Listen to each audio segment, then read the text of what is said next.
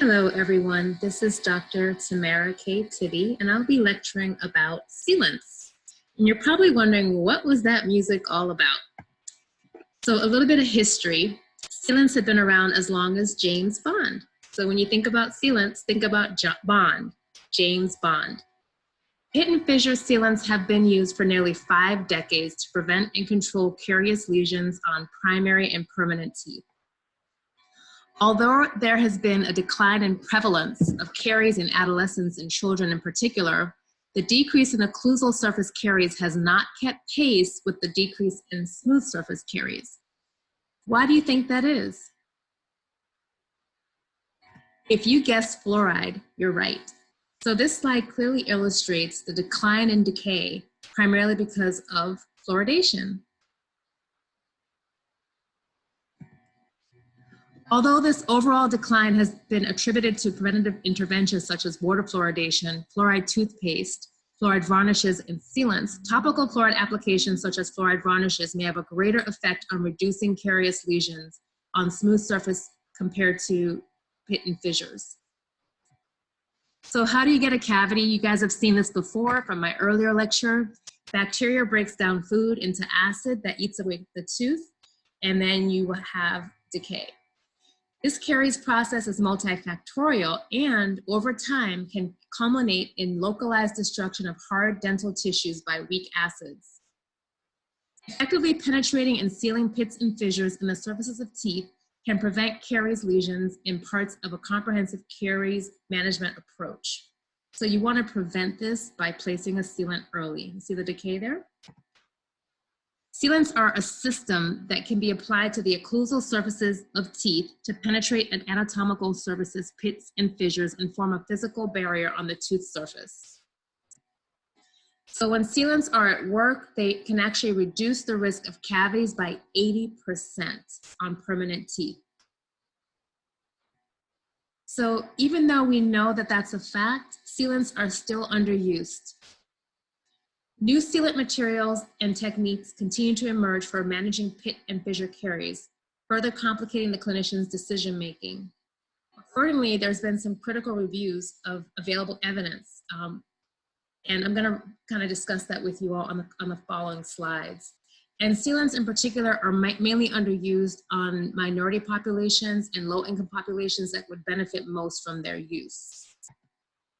So we're gonna discuss the updated guidelines published by the ADA in 2016. And they just addressed a few key questions that we'll talk about.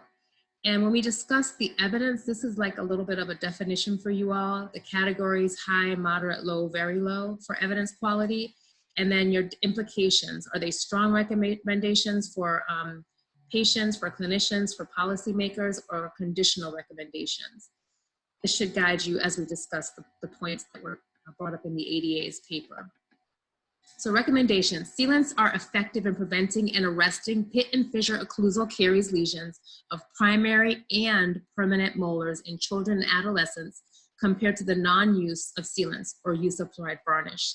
Sealants can minimize the progression of non-cavitated occlusal lesions, also referred to as initial lesions, of the tooth that received the sealant.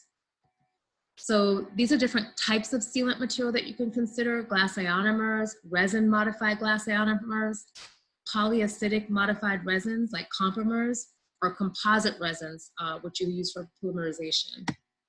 So sealants are generally placed on the tooth in liquid form, and then they're cured either chemically or with light activation. To prepare the tooth for bonding with sealants, the tooth surface is first treated with an acid etch or conditioner to enhance wetting of the tooth with liquid sealant and to optimize mechanical retention of the sealants. Sealant must also be of low enough viscosity to wet the tooth adequately and to flow readily into the pits and fissures on the tooth surface. These are two great links to videos on YouTube that you could try to look at. We'll give you pretty much an overview of how to place the different kinds of sealant. So one is with the glass ionomer, and the other is with the traditional resin sealant. So question one that the ADA paper discussed: Should dental sealants, when compared to the use of non-sealants, be used in pits and fissures of occlusal surfaces of primary and permanent molars, on teeth deemed to have clinically sound occlusal surfaces or non-cavitated lesions? And then the second question is just comparing sealants to the use of fluoride varnish. And then lastly, which type of material? Now, we just discussed glass ionomer versus the other resin-modified glass ionomers or traditional resin sealants are best for sealing teeth that are occlusally sound or have non-cavitated caries lesions in children and adults. So what did the paper find in summary?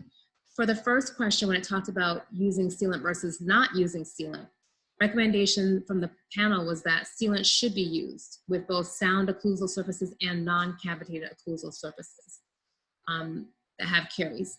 So this was moderate and the recommendation was strong. So basically it's recommended that when you have sound enamel or non-cavitated occlusal lesions, we'll look at those on both children and adolescents, you should place a sealant. For the second question was, how does a sealant basically measure up versus fluoride varnish? And the panel suggested the use of sealants compared with fluoride varnishes in permanent molars with both sound occlusal surfaces and non-cavitated occlusal surfaces, caries lesions in children and adolescents, that you should go ahead and place sealant on those patients. In particular, this is a low quality of evidence and is conditional. However, they do recommend placing sealant still. And lastly, to answer that question on which one is best, they really could not determine which type of sealant was best.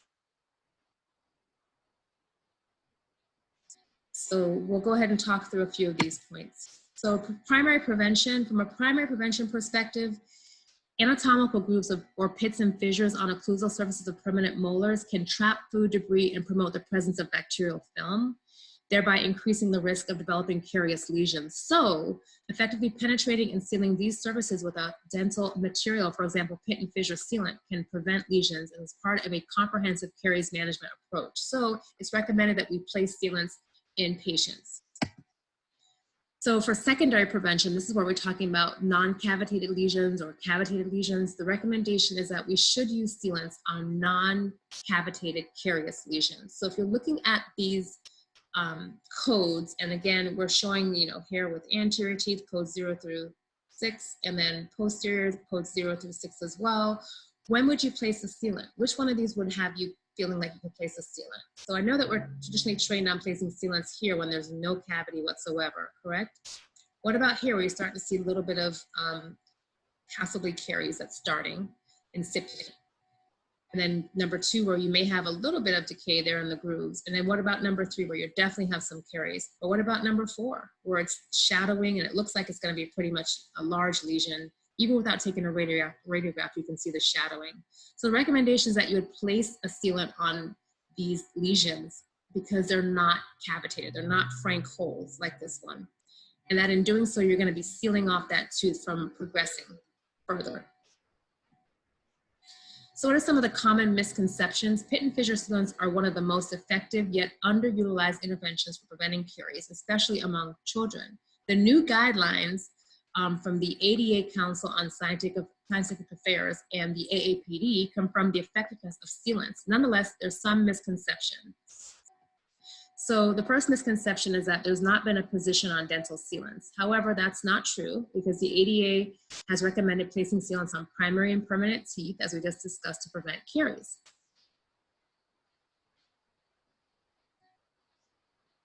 And that you can use pit and fissure sealants rather than fluoride for the purpose of sealing the occlusal surface of molars. And again, this was low and conditional evidence.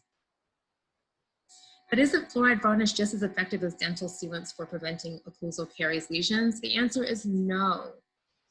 Although fluoride varnish performs an important function in terms of preventing caries generally in at-risk patients, data from 3 studies with nearly 2,000 total participants revealed those who received pit and fissure sealants on occlusal surfaces saw a 73% reduction in the risk of developing new carious lesions.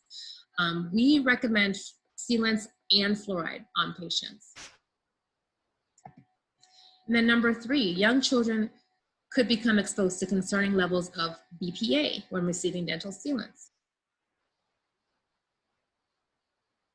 So there's no evidence that patients experience adverse effects caused by BPA and sealants. However, we do recommend certain things to minimize their risk for exposure to BPA. And then fourth, sealants are not reimbursable under many dental plans, and that is absolutely false. It's covered under code D1351 for both permanent and primary teeth. And the cost savings to patients from the prevention of non-cavitated caries lesions is really significant. And then lastly, sealants should not be placed over initial carious cavitated lesions, non-cavitated lesions. So again, the evidence shows that sealants can actually halt the progression of existing non-cavitated caries lesions in teeth to which they are applied. So sealants are recommended on non-cavitated lesions. This is probably the most difficult to get your brain wrapped around, as dentists were used to basically drilling and filling. But it is indicated in certain instances to place sealants on non-cavitated lesions. So sealants are safe. So as far as BPA is concerned, you see the amount of percent of BPA that people ingest. Dental sealants are less than 0.001% of that, whereas your food is about 96% of that. So the risk of placing sealants and exposing patients to BPA is really low with dental sealants. You get 100% more times BPA with your food and with breathing air. These are the sources. And so one way of decreasing or minimizing BPA exposure following a dental sealant, these are some of the instructions. Read the manufacturer's instructions, adhere to the curing instructions, use a mild abrasive or pumice on a cotton applicator or Profi cup to reduce the possibility of unpolymerized BPA remaining on the surface, and wash the surface of the sealant for 30 seconds with air water syringe with suction to remove fluids and debris from a child's mouth. Have older children and adults rinse with water after curing. So that's a way to minimize your BPA.